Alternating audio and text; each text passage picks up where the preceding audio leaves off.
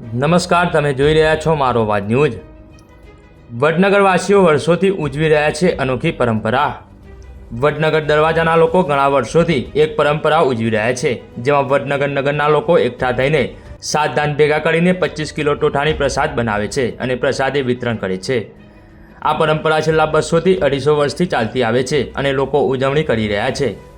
હોળીનો તહેવાર પૂરો થાય પછી જે પહેલો રવિવાર આવે એ રવિવારના રોજ વડનગર કૈતપુર રોડ પર આવેલ નારસંગા વીર મહારાજના મંદિરે આ ટોટાની પ્રસાદ બનાવવામાં આવે છે અને પરંપરા ઉજવાય છે। દરવાજાની સુખાકારી અને સમૃદ્ધિ કાયમ રહે તે માટે આ પરંપરાની ઉજવણી કરવામાં આવતી હોય છે। કેટલાય વર્ષોથી જૂનું છે। ડેરી હતી ને એની સકડી, જેની બોરડી કહેવાય, બોરડીવાળા વીર કહેવાય, અને એ બોરડી ઉપર 12 માસ બોર આવતા દાદાની કૃપાથી।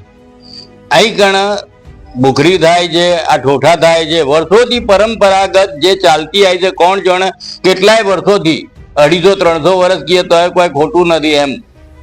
મારા બાપાના અંગાથી હું અગરી આવતો તો મને આજે 70 થવા આવ્યા, 70 થયા।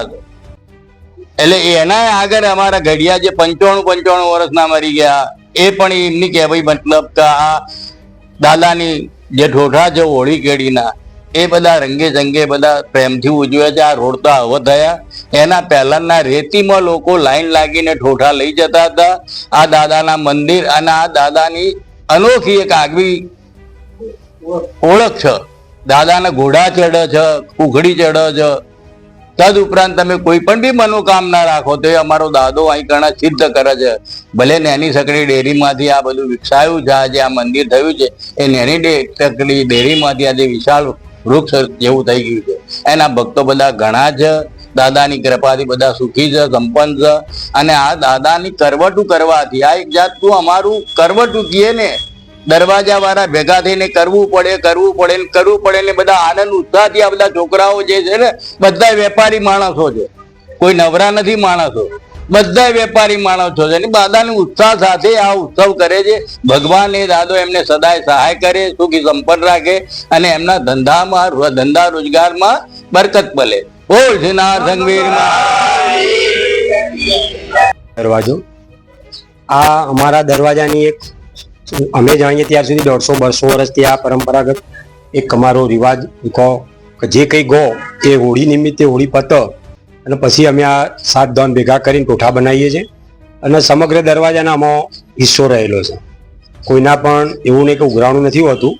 હોળી નિમિત્તે જેને કંઈ જે છોકરા આવ્યા હોય, જે કંઈ આવ્યા હોય, ગોટ નિમિત્તે પૈસા હોય, બીજા જેને ખુશ થઈને આપેલા હોય, એ પૈસાથી અમે આ કરીએ છીએ। દરવાજાની સુખાકારી રહે, સમૃદ્ધિ રહે અને દરવાજાના દરેક લોકોનો વંશ અવિરતપણે ચાલુ રહે।